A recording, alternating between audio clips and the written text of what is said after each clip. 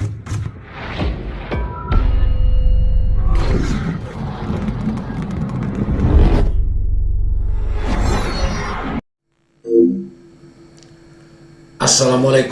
warahmatullahi wabarakatuh, sahabat KR. Jumpa lagi di channel yang informatif ini. Video reaction kita kali ini sangat heboh ya, sangat viral akhir-akhir ini.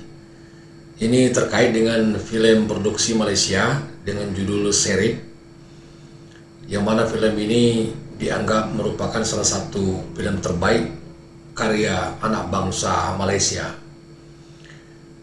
Dan film ini cukup mendapat sambutan baik di Malaysia ya. Namun ini berbeda terbalik dengan keadaan ketika film ini dipasarkan di negara kita, Indonesia, yang mana dikabarkan film ini tidak begitu mendapatkan sambutan yang baik.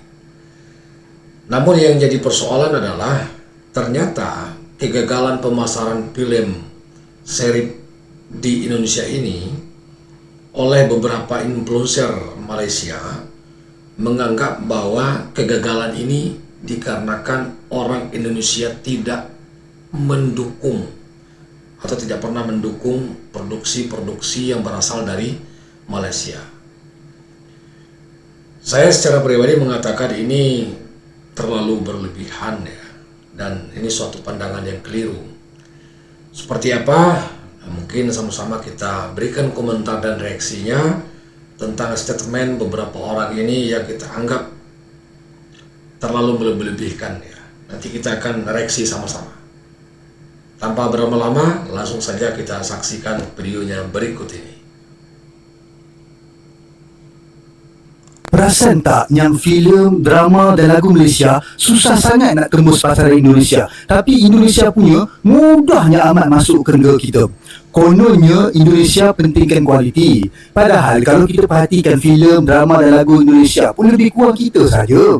Drama mereka pun banyak yang merepek, tapi melekat di dalam TV kita. Dekat Indonesia tu, balik-balik Siti Nurhaliza je mereka kenal, tapi kalau di Malaysia ni, hampir semua artis Indonesia kita kenal. Sekarang ni pun kita punya filem dan lagu tular di Indonesia pun sebab TikTok tau. Kalau tak ada TikTok, jangan mimpilah dapat tembus ke sana. Persoalannya, kenapa susah sangat Indonesia nak terima industri hiburan kita? Jawapannya mudah. Pertama, Indonesia ada semangat nasionalisme yang tinggi, terutamanya apabila berhadapan dengan Malaysia. Mereka lihat kita ni sebagai saingan yang sengit. Jadi mereka takkan bagi ruang yang mudah untuk kita tembus pasaran negara mereka. Ya, ini saya katakan tadi terlalu berlebihan ya. Saya tidak tahu abang ini kelahiran tahun berapa ya. Yang jelas tahun 90-an itu film Malaysia itu begitu banyak yang booming ya, yang viral di Indonesia. Salah satunya adalah film Sembilu ya, yang dibintangi oleh Awi ya, kemudian Ziana Zain ya. Itu betul-betul diterima. Masih banyak film yang lain. Lagu-lagu juga seperti itu ya. Banyak lagu-lagu Malaysia yang viral ya, yang betul-betul diterima oleh masyarakat Indonesia. Tidak hanya diterima, tapi mereka juga sangat suka dengan lagu Malaysia, bahkan sangat hafal dengan banyak lagu Malaysia. Termasuk saya sendiri sampai hari ini masih ingat dengan lagu Malaysia, dan saya suka dengan lagu Malaysia. Kalau soal Siti Nurhaliza, itu malah dia muncul itu akhir-akhir ketenaran artis Malaysia yang ada di Indonesia. Sebelum-sebelum itu sudah muncul ya, lagu Isabella ya, ada Amisher ya, kemudian Iklim, Awi juga ya, dan banyak Izam ya, banyak lagi Olan ya, yang merupakan klub-klub Malaysia. Itu semua kita hafal semua ya, dan cukup diminati waktu itu. Jadi kalau ada statement abang ini seperti ini, saya rasa mungkin abang ini tidak pernah melihat sejarah bagaimana perkembangan film dan lagu Malaysia yang ada di Indonesia ya, seperti itu. Jadi tidak usahlah terlalu dilebih-lebihkan, seolah-olah diadu-adukan, dibentur-benturkan seolah ini adalah persoalan negara ya. Tidak ada sangkut paut sama sekali. Ini murni persoalan bisnis ya. Kedua, ada sebahagian orang kita yang sanggup beli bawa masuk filem dan lagu Indonesia ke sini sebab murah. dan keuntungannya berlipat kali ganda. Jadi mereka tak kisah pun bab nak mengangkat industri hiburan kita, janji boleh buat duit. Ketiga, ketiadaan semangat patriotik apatah lagi nasionalisme dalam kalangan pemain industri hiburan negara. Kerajaan dan pembangkang Malaysia pun sama, yang terus-menerus memberi ruang yang luas kepada dunia hiburan asing tebusi negara kita. Dan yang keempat, keterujaan yang dahsyat oleh rakyat Malaysia terhadap hiburan negara asing. Buktinya, tengoklah berapa banyak kedai-kedai yang memainkan lagu Indonesia merata tempat. Para artis dan pemain industri hiburan negara kita ni harus melihat aspek-aspek ini supaya kita dapat tahu puncanya dan perbaikinya. Apa yang pasti, Indonesia hebat dalam strategi mereka dan Malaysia terus-menerus berada di bawah tapak kaki mereka dalam semua hal. Syabas Indonesia. Dan kepada Malaysia, terus sanjung filem dan lagu Indonesia ya. Kita terus bertolak ansur kerana kita berjiwa murni. Repost video ni kalau anda setuju dan jangan lupa follow sekali. Sedih kan bila tahu hakikat orang asing tak tengok filem kita, bukan sebabnya tak ada kualiti, tapi tak nak support negara kita kan. Jadi benda ni dah berlaku sejak dulu. Jadi sekarang ni senang kata enough is enough. Ini pengajaran buat kita untuk tidak dengan begitu mudahnya bagi peluang pada filem, lagu dan drama asing masuk ke negara kita. Sebaliknya, kita perlu perkasakan filem, lagu, drama tempatan kita dan yang paling penting usaha untuk membawa hasil karya anak-anak tempatan kita ni ke peringkat antarabangsa. Saya akan cuba bawa perkara ini dalam pembahasan saya di Parlimen nanti. Kalau di Indonesia itu DPR ya, ini lebih parah lagi nih ya, persoalan bisnis ya dibawa-bawa ke persoalan negara. Ini lebih parah lagi nih ya. Saya tidak terlalu jauh berkomentar ya. Tidak ada hubungan sama sekali. Orang Indonesia tidak pernah mengait-ngaitkan persoalan masalah produk ya dengan persoalan nasionalisme negara. Tidak ada sama sekali ya. Jadi mungkin ibu ini mungkin perlu juga sama dengan abang tadi ya, belajar bagaimana sejarah perkembangan film Malaysia yang ada di Indonesia ya. Sebab saya rasa tak adil. Apabila banyak filem ataupun hasil karya orang luar dengan mudahnya boleh bertapak dalam negara kita meskipun tidaklah begitu berkualiti. Namun negara-negara tersebut tidak memberi timbal balas. Nah ini, saya katakan berlebihan seperti ini.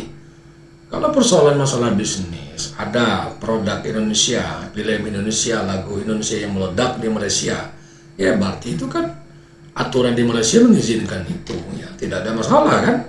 Nah kenapa seolah-olah ini dianggap sebagai balas budi dan segala macam?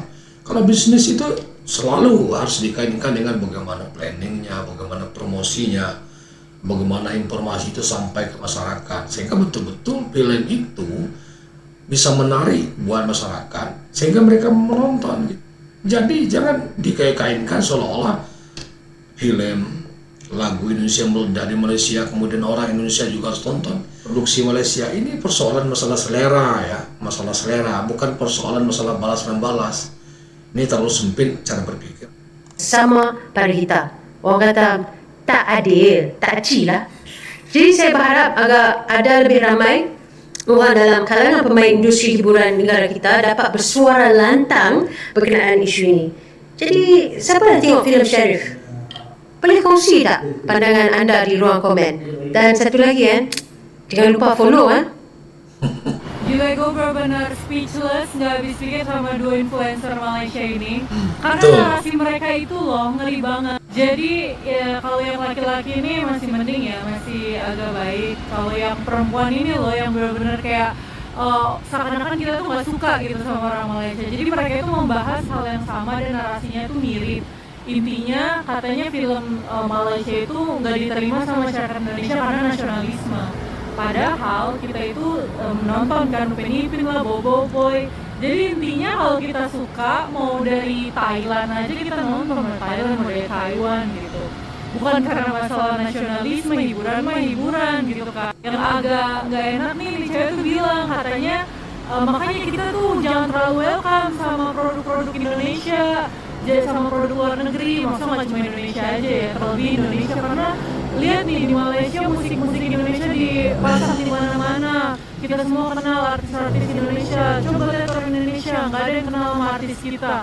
Lah, Ya karena kaliannya belum bikin sesuatu yang kami suka, bukan karena kami gak suka sama kalian. Itu Siti Nurhaliza berapa kali bolak-balik konser di Indonesia. Welcome. Filem Sherif dilaporkan kurang mendapat sambutan di Indonesia. Bagi saya, ini filem Malaysia yang terbaik saya pernah tengok. Dan filem ni dah masuk pun di market Indonesia. Aku nak mantap daripada Zul Arifin, Syafiq Kai, Elizabeth Tan dan ramai lagi. Filem ni intensiti dia memang laju. Dia punya plot twist membuatkan penonton-penonton berfikir apa akan jadi seterusnya. Syafiq Yusof pernah cakap dalam satu podcast, nak buat plot twist ni bukanlah kerja senang. Dia kena predict apa yang penonton-penonton akan fikir kalau scene ini berlaku. Kepada korang ataupun rakyat-rakyat Indonesia yang belum lagi tengok filem ni, korang pergilah tengok di Pawagam. Pada korang yang dah tengok filem Sherif ni, scene ataupun momen manakah yang menjadi favourite korang? Beritahu sikit. Okey, aku mau cerita. Baru-baru ni kan filem Sherif Malaysia ditayangkan di Indonesia, tapi kan tak dapat sambutannya kerana mungkin penyebabnya adalah market. Faktor market. Tak research dulu apa yang orang Indonesia tu suka kan. Berarti Mbak ini lebih paham dibandingkan dengan anggota ibu-ibu tadi ya, anggota yang merupakan anggota parlemen tadi itu. Dia lebih paham lagi nih. Ibu ini baru betul ini cara berpikirnya. Sebetulnya dan tak buat apa tu? Marketing yang meluas. Marketing maksudnya cuba kalau letak Upin Ipin ke, letak Mekin ke, mungkin apa cerita tu bisa laku di Indonesia, tapi cerita Sherif ni sebenarnya memang best. Kalau bagi saya yang di Indonesia, ceritanya saya bagi 9.5/10. Ceritanya pasal polisi Malaysia yang ada dengan rasuah, korupsi gitu.